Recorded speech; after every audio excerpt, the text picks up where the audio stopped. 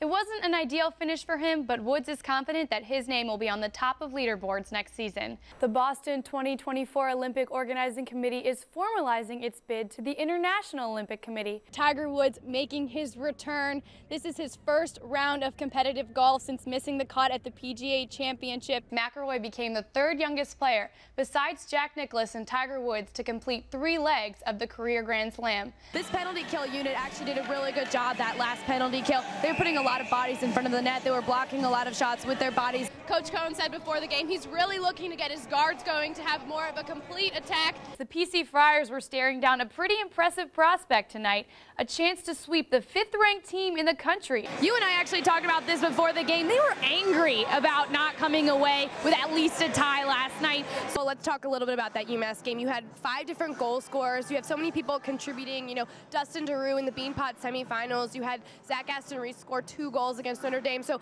what does that say about the depth of your team, that you have so many different guys that are able to get pucks in the back of the net? Coach Roderick, he's a real good guy. You know, he's strict in practice and he makes sure everyone's in line and we're doing what we need to get done in order to do well in the games. We were sad to see him go because we had a very successful 9th grade season. And when he came back, we were all very excited. The Mount St. Charles boys lacrosse team has their head coach back. Dave Roderick has returned to lead the Mountie squad after spending a year in active military duty in Afghanistan. When I went to Afghanistan for that year, I was completely different. I was with the Marine Special Forces team out in the Helmand province. It was very active. It was a small team. I lost 2 team members. One was like my brother. I think that changes you. I think I'm more cerebral now when I coach, and the seniors have said that too. The team notes Roderick's military experience is apparent in his coaching style.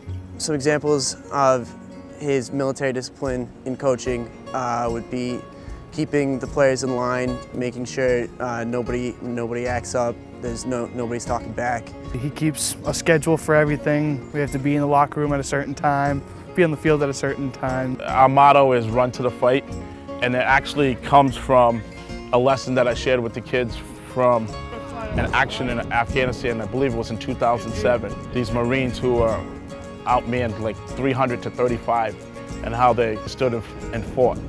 Coaching lacrosse is just one thing he does at Mount. Roderick is also the Dean of Discipline and a chemistry teacher, so his players interact with him throughout the day. I'll see him in the hallways and stuff, and he'll talk to me, ask me how I'm doing. Although there's no guarantee, Roderick hopes he's back at Mount for the long term. For Varsity Life, I'm Maddie Sattler. The Patriots are famous for spiking down possible distractions, but this week the disturbance known as Deflategate has been unavoidable.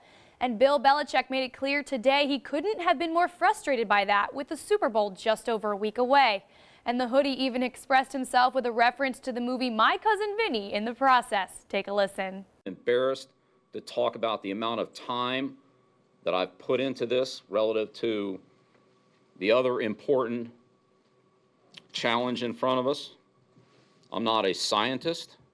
I'm not an expert in footballs. I'm not an expert in football measurements. I'm just telling you what I know.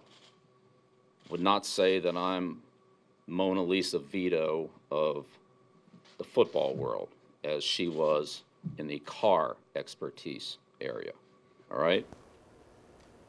And there's at least one person in the science world saying Bill has his physics straight. Timothy Gay, a physics professor at the University of Nebraska, said Belichick's conclusions about the weather affecting the inflation of footballs is plausible. If we use the basic laws of physics, that's completely consistent with a deflation of as much as 3 pounds. The Red Sox can sympathize with the Patriots when it comes to being blitzed by the media.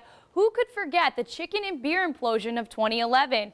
Today, one new Red Sox player talked about the hate the Pats have gotten across the country. Being outside of New England, there are a lot of people that truly do hate the Patriots. And, hey, I guess that's because they've accomplished something. And, they got a chance to win another ring. And would that be 6? 6 Super Bowl appearances. Yeah, 6 Super Bowl appearances for Brady. So, I mean, hey, that speaks for itself. Now, as far as talking baseball, Red Sox president and CEO Larry Lucchino also spoke at today's winter weekend about how this year's mix of youth and experience makes for championship expectations. The under 25 Red Sox prospects that we have are probably the best prospects in the history of the Red Sox under age 25 that we have ever had. You take these talented young players, the stars that we have who have been stars for a long time, and some really strong players in the prime of their career. You got a heck of an offense, and I think this pitching staff is going to surprise some people. A pair of local college basketball teams were in action today. Brown trying to come off a loss at home. Bryant trying for 2 straight wins in Smithfield. Starting with Brown against Yale, this was a tight one. Final minute of play. Brown down a pair when Tavon Blackman knots it for the Bears. However, the Bulldogs closed things out with a 4-0 run. They beat Brown today 69-65. Bryant hosting Sacred Heart. Big game for Dan Garvin here. He collects his 20th point of the game, a career high for him. But that's not enough as the Bulldogs go down 83-66. And that's a check on sports. I'm Sports Team 10's Maddie Sattler. We'll be back right after this.